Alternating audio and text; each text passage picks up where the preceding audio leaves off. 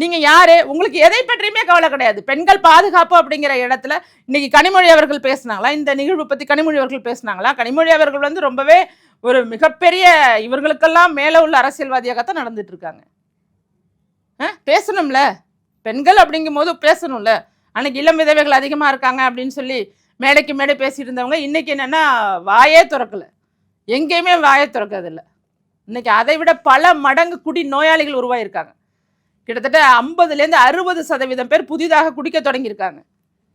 அதுவும் குடி நோயாளிகளாக இரவு பகல் தெரியாம எல்லா நேரமும் குடிக்கக்கூடிய அளவுக்கு இன்னைக்கு வந்து டாஸ்மாக்னால சமுதாயம் சீரழிஞ்சு போயிருக்கு.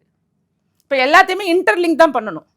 அன்னைக்கு கருப்பு சட்டை போட்டாங்க, அன்னைக்கு டாஸ்மாக் எதிராக ஒரு இது வச்சுட்டு பிடிச்சிட்டு இருந்தாங்க. என்னத்தை சொல்றதுன்னே புரியல எனக்கெல்லாம்.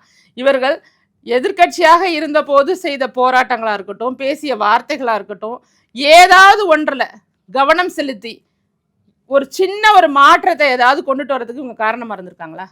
இதே வந்து இப்போ நீட்டுன்னு சொல்லி நம்ம எல்லாரும் கவலைப்பட்ட நேரத்தில் சென்ற ஆட்சியில் திரு எடப்பாடி கே பழனிசாமி அவர்கள் அரசு பள்ளி மாணவர்களுக்கு 7.5% இடஒதுக்கீடுன்னு கொண்டுட்டு வந்தது. இதுதான் மக்களை நேசிக்கக்கூடியவர்கள் செய்யக்கூடிய ஒரு விஷயம். மக்கள் வந்து கொந்தளிக்கிறாங்க அப்படிங்கிற இடத்துல நம்மளோட மாநில அரசால என்ன முடியுமோ அதை நாம செய்வோம் அப்படிங்கிற இடத்தை நோக்கி நகர்ந்து செஞ்சாங்கல்ல. கவர்னர் கையெழுத்து போடுவதற்கு முன்னதாகவே அவர் கையெழுத்து போட்டு நீங்க அதை அட்லீஸ்ட் வந்து இங்க ஒரு 2.5-3% அதிகமாக்குனீங்களா?